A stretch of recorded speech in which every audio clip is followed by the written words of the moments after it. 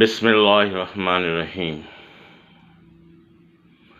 Good morning to all my beloved friends living within Pakistan and living around the world. All my best ex students within my life, which I have taught them 25 years, and to all those children, uh, my students' children who are in contact with me living in abroad, and to all those who are not Muslims but who want to learn from what the Islam teaches about this world, universe, creations, and when they read their own books uh, in four boxes. So they seen that yes, you are telling us about something which we cannot listen on that things. Islam is a faith. Islam is the it is not a religion. It is deen. And what about you telling to us and informing us? It is very, very, very excellent knowledge for us to be with, to learn about something in Holy Book Quran, and about the Holy Book Quran. Whatever you are telling are just uh, acknowledging, acknowledgeable. And secondly, we are very happy to have you with us in our life. While you are telling us that you have many followers outside Pakistan, and many followers are viewing uh, your messages and your speeches. First, we cannot believe on that, but because YouTube does not show so much quantities. But when we search and what you have given us the um, links, then we are very happy to know that you are doing such a wonderful job for making Islam as a unity, for brotherhood. In Islam, you do not declare in which sect you are, but wherever, which sect ever you are in true faith of life. And you just say that you do not say that you are from this firqa or that firqa. You stop yourself to Allah Ta'ala, Nabi Muhammad Sallallahu Alaihi Wasallam, and keeping yourself only to concentrate on the Quranic ayat. Yes, Quran is in Arabic, so many people do not understand, especially we are not the language user, but what you have saying in English. So we get from it, and we what you are translated, we learn from it, and it is very proud for us. Thank you very much for your comments, and thank you very much for your encouragement, and thank you very much for everything. But I feel this is the blessings of Allah who had given me as a human being to spread what I have learned as a student of Holy Book Quran, and which is I am spreading. Second one, which is in Pakistan, and he is in the top level of government job. He says, first of all, when you post your speeches and that, we ignore it. We cannot read it. You cannot go for it. Just delete it without reading, without understanding, without knowing, without looking, because it's too much lengthy for 10 to 15 minutes, and we have do not such much time to view it. But when in one or two, when I listen and understand what you have said, that gave me and my family also to go through that. And when we go through that, all I had learned, whatever speeches you have been delivered in past, and we are very surprised that yes, we are keeping Quran on the top of our floor and just reading you whatever you say is just we are following on that things. So when I read it, when I see the translations, whatever you have said for early morning get-ups and what you have said, we are following.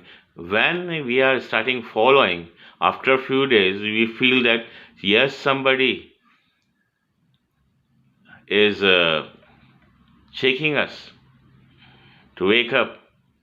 It's ibadat time, zikr time, and then pray time. Before that, we do not see what is jaiz, what is najaiz, what is good, what is bad, what the earning from it's come in our home. We accept it. The gifts what we have received from many peoples, which they have their own ways of earning. We accept it without knowing from where it's come from. But after your speeches, after knowing this, I am very, very, very shaking myself. Yes, I have to reply my own soul to Allah Ta'ala. Nabi Muhammad Sallallahu Alaihi Wasallam, what can I answer? So thank you very much for guiding us. And these all words are giving me courage to be continue. And sorry to give some point here and taking your time. Now I explaining my continuous speeches, and that is the part 5th, History of Earth. Wednesday, 9 September 2020. Allah is the best planner. Topic: respect humanity. In Islam, respect as a birthright. Let me quote what about Allah Ta'ala says on 8.30. اور اس واقعے کا بھی ذکر کیجیے جب کہ کافر لوگ آپ کی نسبت تکبیریں سوچ رہے تھے کہ آپ کو قید کر لیں یا آپ کو قتل کر ڈالیں یا ان کو خارج الوطن کر دیں، اور وہ تو اپنی تکبیریں کر رہے تھے اور اللہ اپنی تکبیر کر رہا تھا، اور سب سے زیادہ مستقیم تکبیر والا اللہ ہے۔ ان سیکنڈ آیت سورہ بقرہ 2:152، اور اس لیے تم میرا ذکر کرو، میں بھی تمہیں یاد کروں گا، میرا شکر گزاری کرو اور ناشکری سے بچو۔ اللہ will make every thing beautiful and right place at the right time for the best reason. Allah is the best planner. And let me quote poetry regarding the Noor, which is come from Ale Imran, that Noor Haq Sham-e Ilahi ko bujha sakta hai kaun? Noor Haq Sham-e Ilahi ko bujha sakta hai kaun? جس کا حامی ہو خدا اسے مٹا سکتا ہے کون؟ Always remember that Allah put soul in us and put Himself in us. So now let me explain to end this chapter and showing you the pre-Islamic periods of map and then the Islamic periods of map, and what are the Shajara Nasib of Nabi Sallallahu Alaihi Wasallam. Right? Look at this, right? And I'm telling this about and telling you what I have seen, because you cannot see what I am seeing. So یہ chart جو ہے یہ prepare ہوا ہے before اسلام سے، اور یہ chart جو ہے وہ ڈسکرائب کرتا ہے سعودی عرب کے اندر ایک قبیلہ، اور اس قبیلے کے اندر مکہ اور اس مکہ کے اندر ایک قوم جسے قریش کہتے ہیں، اور قریش کے اندر کے جو بڑے بڑے طاقتور لوگ ماضی میں گزرے کس طرح گزرے، اور آل عمران کے اندر آپ یہ پڑھ سکتے ہیں کہ آل عمران کو اللہ تعالیٰ نے کس طرح ڈسکرائب کیا ہے۔ آل عمران جو ہے وہ کون تھے، کس طرح سے تھے، اور ان کا وجود کس طرح ہے، اور جو میں نے ابھی کوٹ کیا، نور حق شمع الہی کو بجھا سکتا ہے کون، جس کا حامی ہو خدا اسے مٹا سکتا ہے کون، ان آل Imran I have to prove it, right? Let's see. قریش کے جو قبیلے تھے اس میں عبد المناف جو تھے وہ ہیڈ تھے وہ قریش کے قبیلے سے، اور اس کے بعد ان کی دو اولادیں ہوئیں، ایک عبد شمس جس سے اموی خاندان وہ بنا، جس میں امیہ اور عکس حرب اور ابو سفیان، معاویہ، یزید اور معاویہ ثانی۔ اس کے بعد وہ اموی خاندان ختم ہو گیا، وہ بھی آپ کو پتہ ہے کہ وہ بھی کس طرح ختم ہوا۔ اس کے بعد ایک دوسرا جو تھا اموی خاندان کا، وہ مالک، حشام، معاویہ اور عبد الرحمن اور بانی دولت امور اندرس جو ہے وہ اس کا آخری تھا۔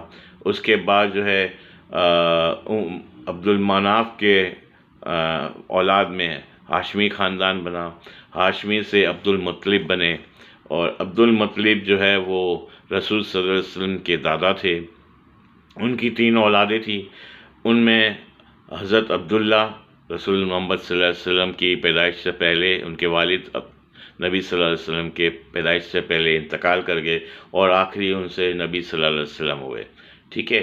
اس کے بعد ابو طالب، عبد المطلب کے بیٹے ابو طالب، حضرت ابو طالب کے اولاد میں حضرت امام علی جو ان کی اولاد تھے، جو نبی صلی اللہ علیہ وسلم نے حضرت علی کو اسی طرح گود میں لیا جس طرح ابو طالب نے نبی صلی اللہ علیہ وسلم کو بچپن میں اپنے گود میں لیا، کیونکہ نبی صلی اللہ علیہ وسلم کی پیدائش سے پہلے ہی ان کے والد حضرت عبداللہ کا انتقال ہو گیا، ابھی وہ پیدا بھی نہیں ہوئے تھے تو انتقال ہو گیا۔ اس کے بعد وہ دائی حلیمہ کے پاس رہے، اور پھر اس کے بعد جو ہے وہ دائی حلیمہ سے جب واپس لوٹے، جیسے عرب کا ٹریڈیشن ہوتا ہے، تو ان کی والدہ کا انتقال ہو گیا، پھر ان کے دادا عبد المطلب نے انہیں پالا، لیکن 2 سال کی عمر میں ان کا بھی انتقال ہو گیا، تو پھر یہ ذمہ داری 8 سال کی عمر میں نبی صلی اللہ علیہ وسلم کی پرورش کی حضرت ابو طالب یعنی ان کے چاچا، حقیقی چاچا حضرت علی کے والد نے لی، اور تا حیات تب تک وہ زندہ تھے نبی صلی اللہ علیہ وسلم کے ساتھ رہے، اور نبی صلی اللہ علیہ وسلم نے حضرت علی کو جس طرح ابو طالب نے حضرت نبی محمد صلی اللہ علیہ وسلم کی پرورش کی، تو نبی صلی اللہ علیہ وسلم نے ابو طالب کے بیٹے یعنی امام علی کے والد کے بیٹے یعنی امام علی کو جو ہے ان کو گود میں لیا، اور وہ جو ہے ان کی پرورش کی۔ اور تیسرے جو تھے عبد المطلب کے، وہ حضرت عباس تھے، عباس سے عبداللہ بنے، علی مجید، اور اس کے بعد بنو عباس سے جو ہے وہ ایک اور نیا سلسلہ شروع ہوا، اور اس کے بعد جو ہے وہاں پہ ایک پورا شجرہ نصیب ہے ان کا، اور وہ جو ہے وہ ان کا جو آخری جو تھے وہ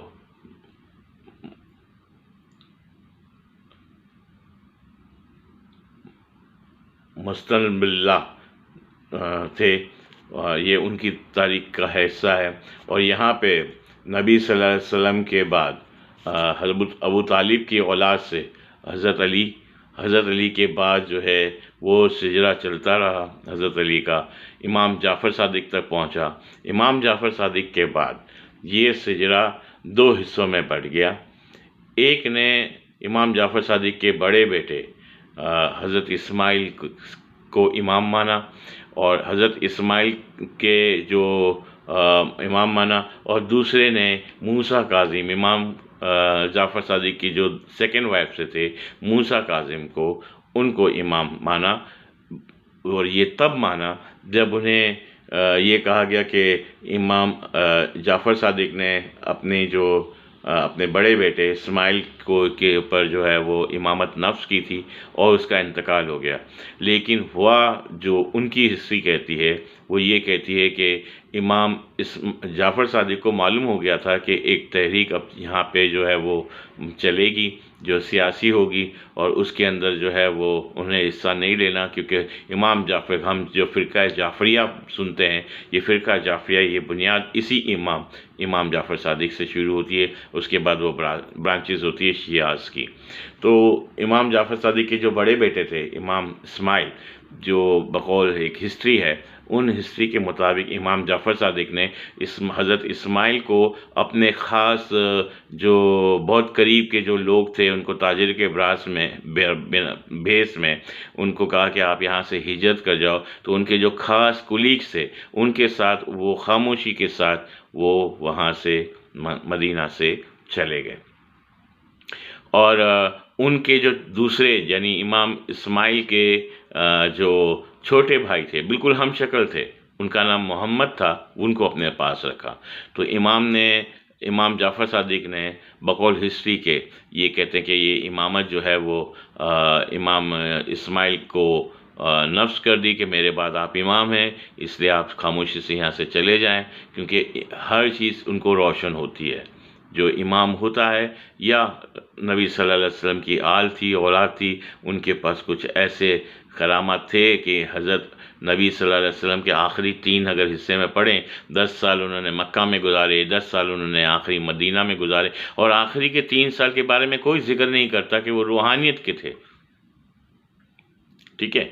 اور میں یہ سمجھتا ہوں کہ اسلام جو ہے نا اس کو فرقوں میں نہیں دیکھیں، اس میں آپ کا ہو گیا شریعت، طریقت، حقیقت اور معرفت، یہ 4 حصوں میں اگر آپ اس کو سمجھنے کی کوشش کریں گے تو سارے اسلام کو سمجھ میں آ جائے گا آپ کو، یعنی شریعت، طریقت، حقیقت اور معرفت۔ یہ میں کبھی کسی دن آپ کو بتاؤں گا یہ شریعت، طریقت، حقیقت اور معرفت ہے کیا۔ جب تک یہ سمجھیں گے نہیں تو آپ یہ جتنے بھی ہیں نا یہ چکروں میں پڑھتے رہیں گے۔ جب آپ یہ سمجھ لیں گے کہ شریعت، طریقت اور حقیقت اور معرفت یہی ایکچول ہے اسلام کا مغز، تو پھر یہ میں کسی دن اور اس ٹاپک کو لے کے بیٹھوں گا تو بات کروں گا۔ پھر میں واپس آ جاتا ہوں کہ امام جعفر صادق نے اپنے بڑے بیٹے اسماعیل کو خاموشی سے بھیج دیا۔ تو پھر ہوا یہ کہ جب یہ امام جعفر صادق کے دور کے اندر یہ بدلہ لینے کی بات ہوئی کہ یزید کا جو آخری دور تھا معاویہ کے بیٹے یزید کا، تو اس کے اندر جو ہے وہ انہوں نے کیا کہتے ہیں جو امیہ خاندان کا جو آخری تھا معاویہ کے بعد یزید کے بعد یزید ثانی آیا، لیکن یزید ثانی نے اپنے آپ کو نہیں رکھا، الٹا انہوں نے جو ہے وہ جھوٹے رکھے کہ یہ میں اس سیٹ کے قابل نہیں ہوں، انہیں بھی اس کے بعد انہیں قتل کر دیا گیا۔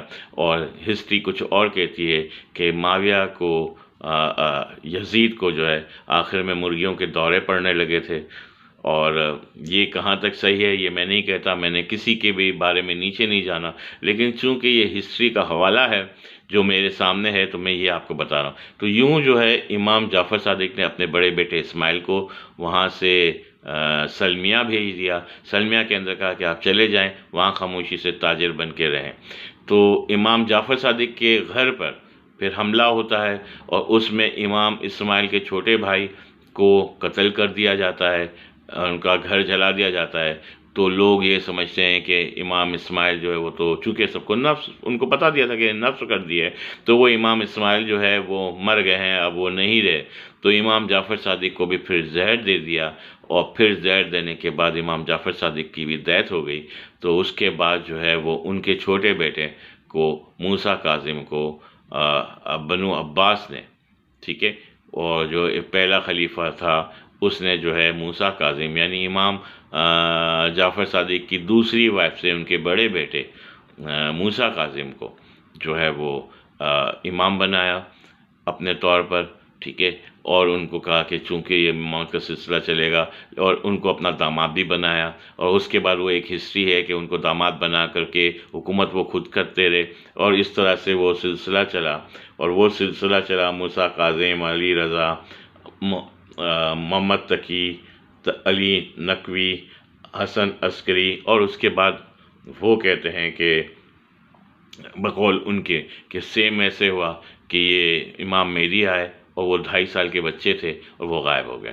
تو آج بھی ان کا یہ بلیو ہے اس کا کہ امام مہدی ایک مرتبہ پھر ظہور کریں گے اور وہ اپنی سلسلہ رہیں گے۔ تو ان کے ہر گھرانے کے اندر ایک سید پیدا ہوتا ہے جو ان کا بڑا بیٹا ہوتا ہے، اور اس بڑے بیٹے کو وہ سید کہتے ہیں، ٹھیک ہے، اور اسی کے پیچھے وہ ہے۔ یہ ان کا اپنا فلسفہ ہے، مجھے کسی سے کوئی اعتراض نہیں ہے، آپ جو سمجھنا ہے آپ سمجھے۔ میں نے تو صرف اس تاریخی حوالے کو یہ خلاصہ کرنا ہے کہ ایک جو اگر آپ کو وہ اسماعیل علیہ السلام کی بات کی ہے، اور اسی میں سے 2 بڑے فرقے بنے، ایک اسماعیلی کہلائے جو آپ نے نظر آ رہے ہوں گے، جس کے ابھی جو ہے وہ فالوورز جو ہیں وہ لوگ ان کو آغا خانی کہتے ہیں۔ ایکچوئل آغا خانی وہ نہیں ہے، وہ ان کو ایک خطاب دیا گیا ہے، اور وہ اپنے آپ کو 49 امام اپنے طور پہ حضرت نبی محمد صلی اللہ علیہ وسلم کی آل سے کہتے ہیں، آج بھی کہہ رہے ہیں۔ اور ان کے علاوہ آج کے دور میں اس وقت کوئی نہیں کہتا کہ میں آل نبی اولاد علی۔ تو وہ 49 امام ان کی طریقے کے مطابق ہیں، جن کو ان کے ماننے والے مانتے ہیں، سارے تو نہیں مانتے، لیکن جو بھی ان کو مانتا ہے مانتے رہے، ٹھیک ہے، یہ ان کا اپنا معاملہ ہے۔ اور ادھر جو ہے وہ امام مہدی، اور اس کے بعد جو ہے وہ ایک جو میں نے آپ کو بتا دیا موسیٰ کاظم کے بعد امام مہدی کا جو ہے وہ شیعہ اثنا عشری جس کو ہم کہتے ہیں، جو ماتم وغیرہ کرتے ہیں۔ اور یہ جو ہے واقعہ تب ہوا جب وہ کربلا کا بدلہ لینے کے لیے جب امام حسین جو ہے وہ اپنی اہل و عوال کے ساتھ ہجرت کر کے کوفہ جا رہے تھے، کہ راستے میں یہ واقعہ پیش آیا، اس کا پانی روکا گیا، یزید نے ان کو فوج کے ذریعے جو ہے ان کو جو ہے وہ روکا کربلا کے اندر، اور کربلا کے اندر یہ جنگ ہوئی۔ اور یزید نے صرف ایک ہی بات کی تھی کہ آپ جو ہے وہ مجھے اپنا بادشاہ تسلیم کر لیں، اور نبی کے اس اولاد نے، امام حسین نے، وہ اس کو ماننے سے انکار کر دیا۔ کچھ کہتے ہیں یہ سیاسی ہے، کچھ کہتے ہیں یہ ہو نہیں سکتا تھا، کیونکہ وہ تو آل نبی اولاد علی تھے، تو وہ اسلام کو کیسے اس طریقے سے کسی اور کے لیے کر دیتے۔ تو انہوں نے اپنی جانیں دی، اپنے خاندان کی جانیں دی۔ ان کے جو بیٹے تھے بڑے والے بیمار تھے، امام زین العابدین، ٹھیک ہے، ان کو نہیں آنے دیا کہ بھئی میرے بعد آپ امام بنو گے، اس لیے آپ نہیں لو گے۔ وہ حالانکہ موجود تھے لیکن بیمار تھے، اور ان 72 لوگوں نے بڑا یہ جو آپ کربلا کا واقعہ اگر آپ پڑھیں، جو آپ کو جس طریقے سے ڈسکرائب کیا جاتا ہے، تو اسی طریقے سے ہوا، اور پورے شام تک نہیں ان پہ قابو پا سکے امام حسین تک۔ لیکن جب اذان کا وقت ہوا اور امام حسین جو ہے وہ اذان کی حالت کے بعد نماز کی صورت میں سجدے میں تھے، تب انہوں کو دشمنوں نے گھیرا، اور اس کے بعد ان کو تیروں سے زخمی کیا، اور ان کی شہادت سجدے میں ہوئی۔ جب وہ نماز پڑھ رہے تھے اس سجدے میں ان کی بھی، پھر ان کا سر تن سے جدا کیا گیا، اور پھر یزید کے دربار کے جو مین دروازے تھے اس کے اوپر ٹنگایا گیا۔ اور اس کے بعد جو ہے امام جو ان کے بعد امام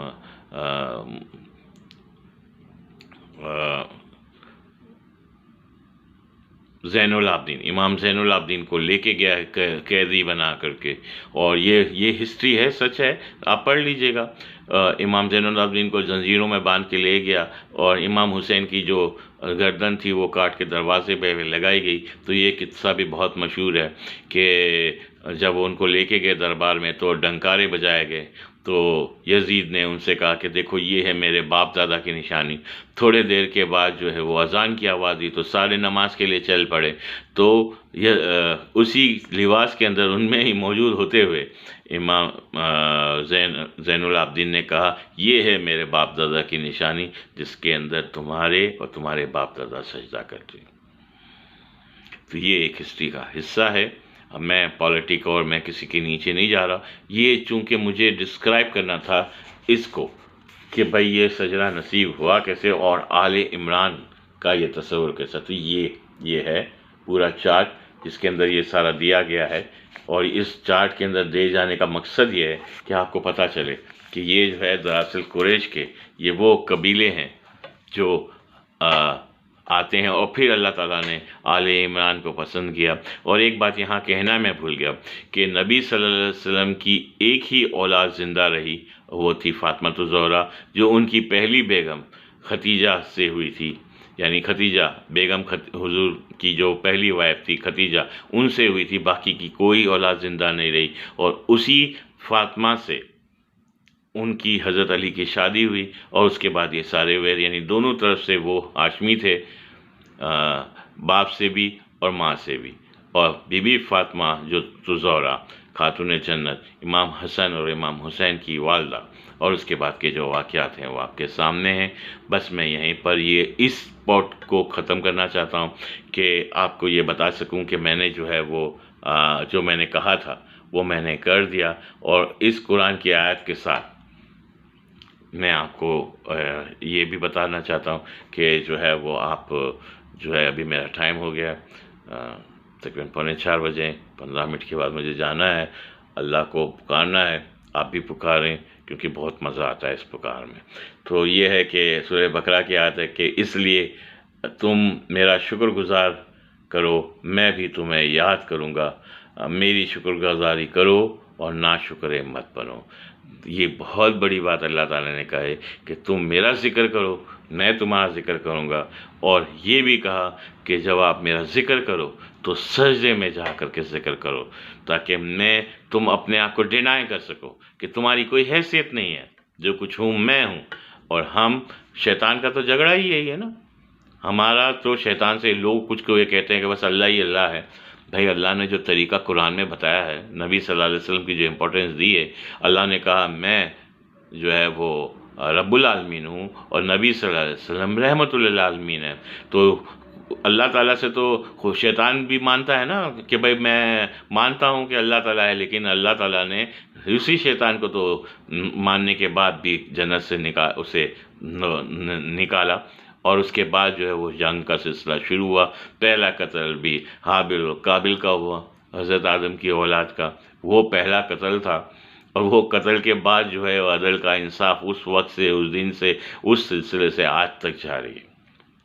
تو یہ میں کہہ رہا ہوں کہ جو ہے وہ جب آپ کوئی عبادت یا کوئی بھی ذکر شروع کریں تو سب سے پہلے اللہم لک سجودی وطاعتی، اپنے آپ کو ڈینائی کر دیں کہ آپ کی کوئی حیثیت نہیں، اور آپ یہ کہیں کہ میری عبادت بندگی ساری چیزیں اللہ کے لیے ہے، اور اللہ ہی اس کا مالک ہے۔